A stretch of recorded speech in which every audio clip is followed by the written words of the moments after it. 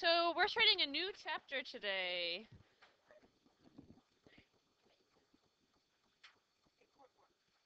8.1 part 1, and this one is called Quadratic Functions.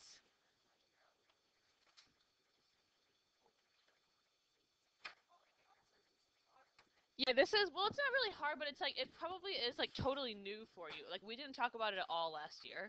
There is an 8th grade book about it, but we didn't even get to it, so. It's okay, like, none of the middle schools get to it. Alright, so the first thing we want to do is look at, like, what does a general form look like? You know, for linear, we have y equals mx plus b.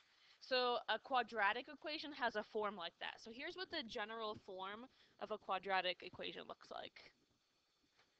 General form of quadratic. Everybody say quadratic. Okay, good. General form of a quadratic equation. So here's what it looks like. F of x equals, and you guys have seen this before, ax squared plus bx plus c, because you guys have factored things like this and used the AC method.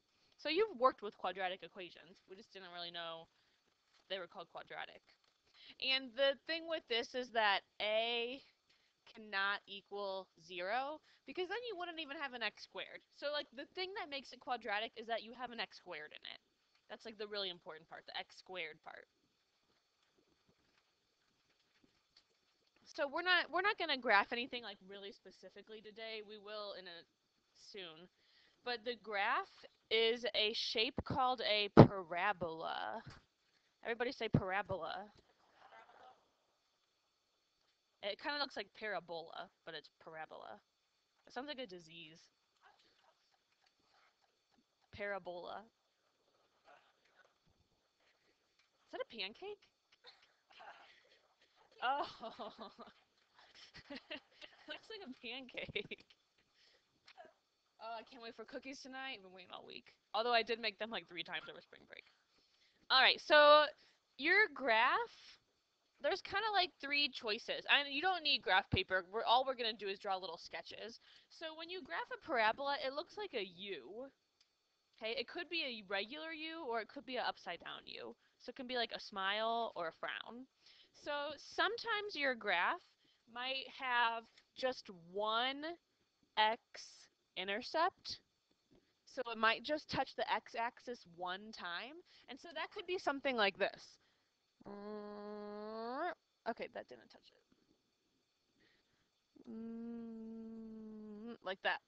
So it only touches it in one spot. So sometimes it could look like that and only have one x-intercept. And you can move this U or this frown wherever you want on the graph. So sometimes it could have 2 x-intercepts. It could be like this. And it hits the x-axis 2 times. So sometimes they look like that. And then sometimes they don't have any x-intercepts at all. So they have 0 x-intercepts. And that's if it maybe does like this. Like it's a frown and the highest spot is below the x-axis. So they might touch the x-axis once, might touch it twice, might not touch it at all. And we're really concerned with it touching the x-axis because that's how we're going to solve these equations. We're going to find out where does this equation touch the x-axis, and that'll help us solve it. So we're going to start with like a pretty easy problem that you guys already know how to do. Yeah?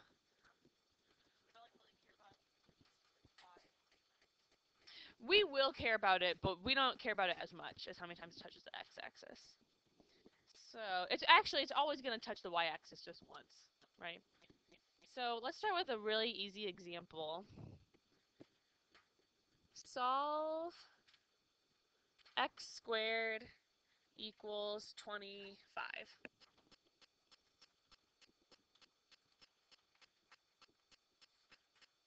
So like we might already know the answer to this in our head, right? Like what squared is 25? 5 or -5? Yeah, Jim? Oh, right. So this is the quadratic part right here. This is the ax squared plus bx plus c. The a is 1. There's just a 1 in front of the x squared. And then the b and the c are 0. So this is like the most simple quadratic you can get is just x squared. So we want to know, when does this quadratic equation equal 25? So the way we solve this is you can solve it just like we've already learned. How do you undo a square? You square root it. And I know you guys already know the answer to this, but so x is, now when you do these, if you take a square root, you have to put a plus and a minus, right? Because 5 squared is 25, or if we did negative 5 squared, it's 25. So your answer is negative 5 and positive 5. They're not hardly any of them are going to be that easy. But I just want you to know that this means that this graph has x-intercepts of 5 and negative 5. That's what it means when you solve for x in a quadratic equation. You're looking for where does it hit the x-axis. So that's what your answer means. Okay, let's do a slightly more difficult one. So we are going to solve 3x squared equals 6.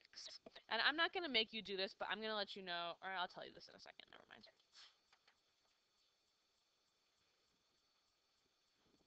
So, like, we already know how to do this, right? So if I'm trying to get x by itself here, do you guys know what you would do first? I heard people say it. Divide by 3, right? So let's divide by 3 on each side. Those go away. We're left with x squared equals 2. And then what do I do to get x by itself? Square root it, because a square root gets rid of a square. So we square root, and we're left with x equals, you can just leave it square root 2, because like we don't know the square root of 2, right? And you can't simplify it at all. There's like, if you do the tree thing, nothing's going to come out. So you can put square root of 2, but you have to put a little plus minus in front of it. So instead of writing square root of 2 and negative square root of 2, you can put this little symbol, and I think you can even like type this symbol. Like it's on the computer somewhere. This means positive square root of 2 or negative square root of 2. So that's your answer. So these really aren't too bad. So I'm not going to make you do this, but in the book sometimes it says also write your answer to an approximation of 3 decimal places. That just means type the square root of 2 in your calculator and round to 3 decimal places. That's all it means. Like you guys did that last year. Yeah. No, you could do that. Yeah, you could do that. All right, so let's do a slightly harder example, and then we'll be halfway done. These actually aren't as long as I thought. It's just because those graphs took up a lot of room on my paper. I think that's why they looked long. We're at 8 minutes. We're going to solve negative 5x squared plus 2 equals 0.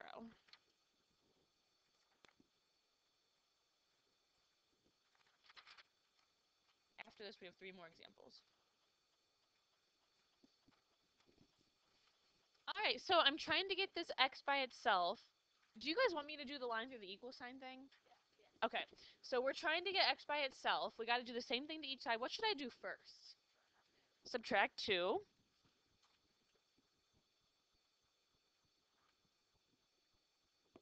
So we're left with negative 5x squared equals what? Good. 0 minus 2 is negative 2.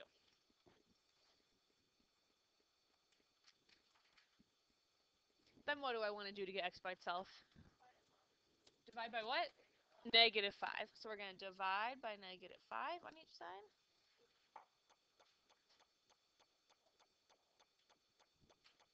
Yeah, negative over negative is positive, right? So x squared equals 2/5. Don't make that a decimal. But you should know that decimal in your head, right? 0.4. Good. I didn't learn that until I was an adult. Yeah. I learned that like a few years ago. Like anytime you have a fifth, you just multiply the top number by 2, and that's what goes after the decimal. So like 1/5 is 0.2, 2/5 is 0.4, 3/5 is 0.6, 4/5 is 0.8. It's very helpful. I didn't realize that until not that long ago. All right. So keep it a fraction, though. Don't make it a decimal. All right. So then we've got one last thing to do. What should we do? Square root. So we've got x equals the square root of 2 fifths. Now there's a problem with my answer. Do you guys know what it is? It's kind of like a rule about what I can leave as my answer. Oh, I forgot plus minus. You're right. No. What else? In the denominator. Good. So we can't have a square root in the denominator. So what do we have to do to the denominator? It was from our last test. We have to rationalize the denominator. So we can't have a square root in denominator.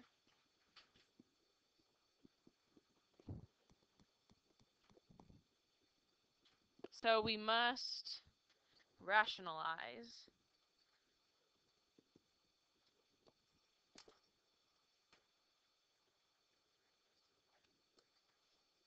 Hmm?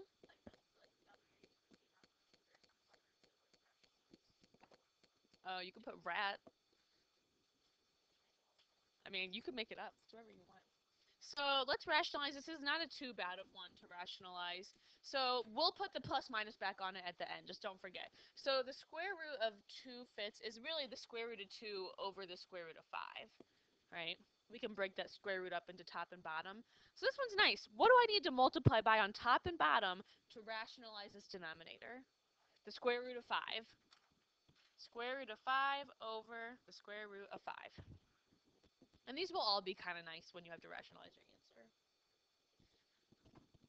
So what's on top? The square root of 10. And what's on bottom? There we go. That's it. See? It wasn't. Well, can we make this 2? No, because one's in the square root and one's not. So, like, they're totally different. They can't combine. So our answer is positive and negative. X equals positive and negative square root of 10 over 5.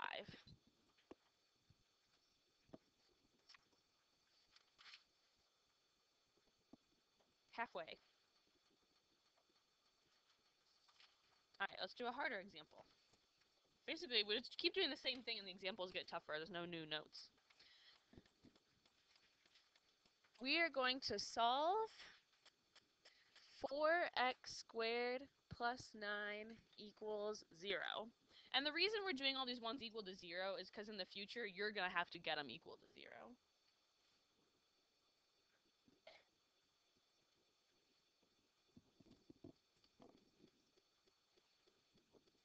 What's my first thing I should do to get x by itself?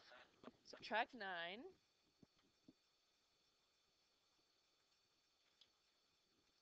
So we're left with 4x squared equals negative 9.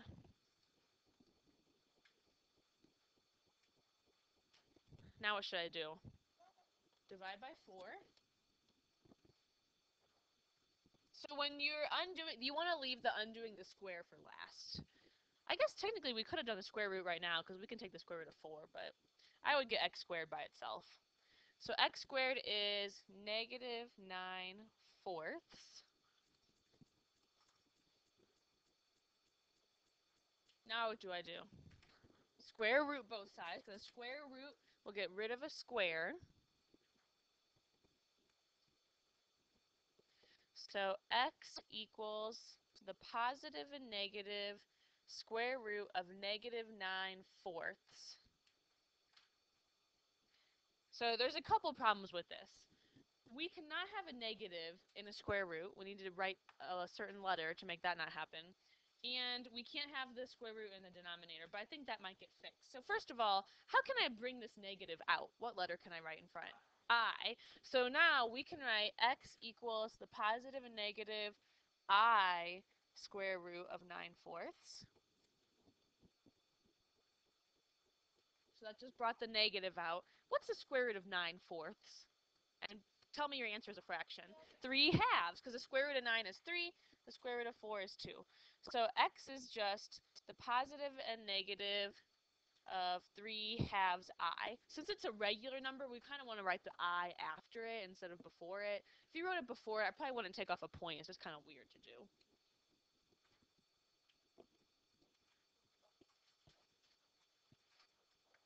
Right. It would be like saying x4. Yeah.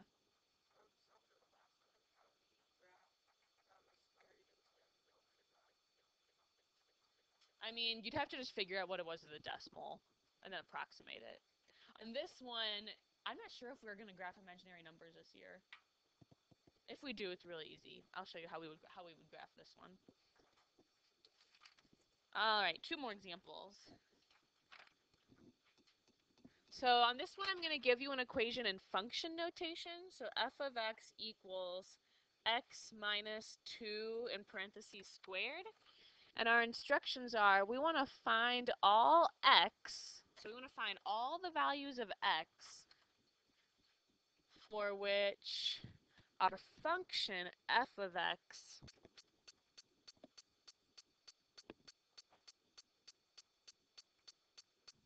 equals 7. So we're going to try and find all the x values that'll make our function equal 7.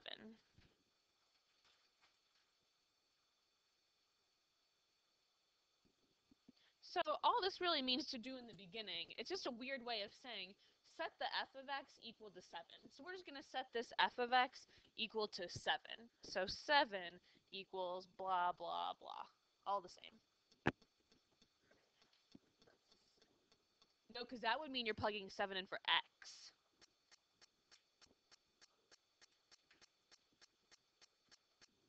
So now this is pretty normal. What should I do? What do you guys think I should do to start getting x by itself? It's a little different.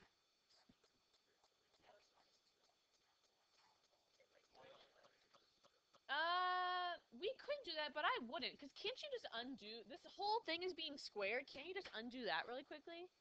How do you undo this whole thing being squared on this side? Square root it. So if the whole side's being squared, let's just go ahead and square root it. That'll get rid of that square.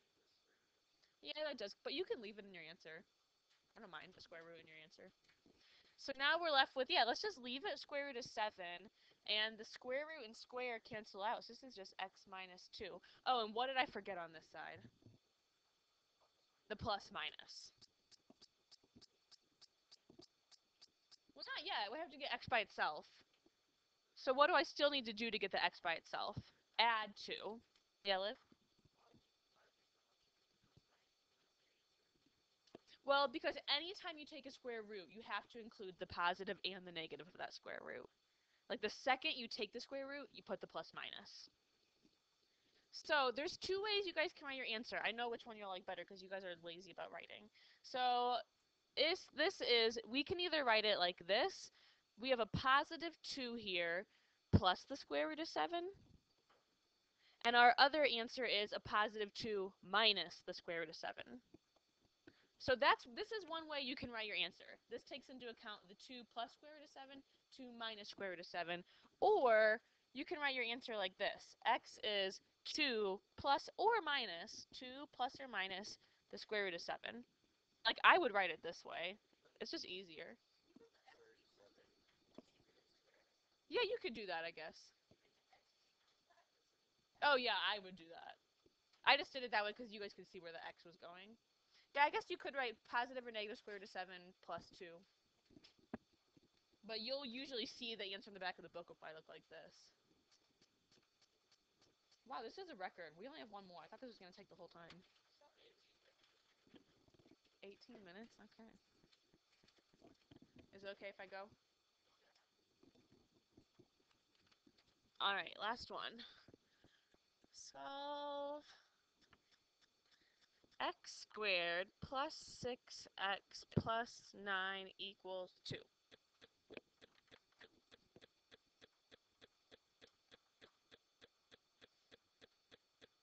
So, okay, let's start this like the way we've talked about how to solve one like this. Since we have x squared and x's, what do I want to do to solve this? Jack? We're going to have to factor it. What do we want to get it equal to? 0. So we save that thought for later, Carson. So let's get this equal to 0 so we can try factoring it.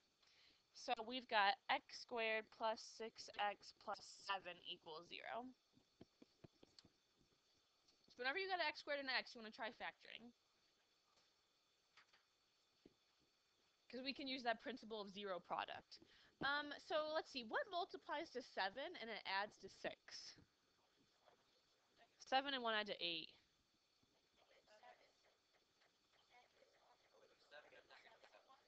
7 and -1 multiply to -7. 6 and 1 don't multiply to 7. So there's not 1. Okay, so this is a problem. So we can't factor this. So we don't want to go that direction anymore. We're going to start over. Sorry, I know that was mean. I just like wanted to show you that you should try that. You should always try that. So let's start over.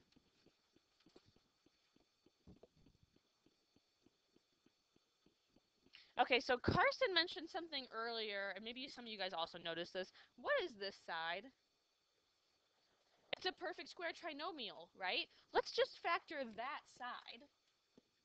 All right, so this is a perfect square trinomial.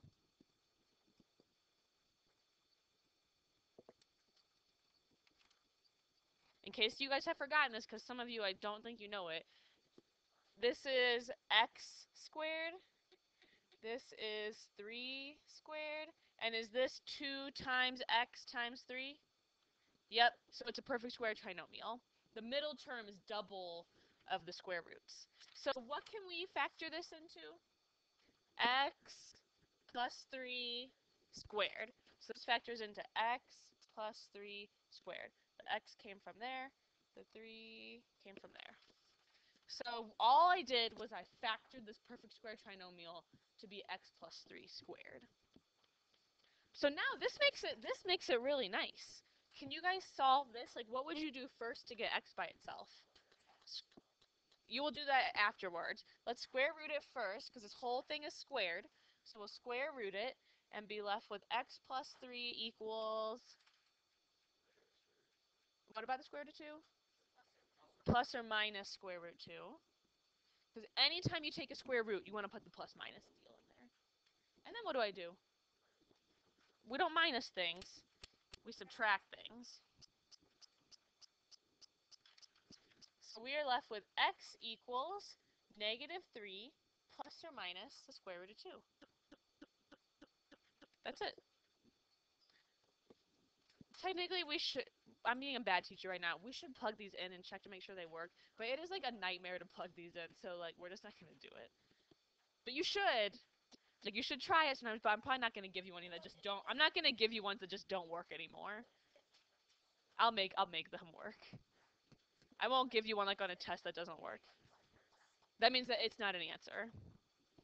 Alright, so you guys can do page 5, 12, 7 through 35 odd. It's due on Monday. Maybe you'll even get a lot of it done.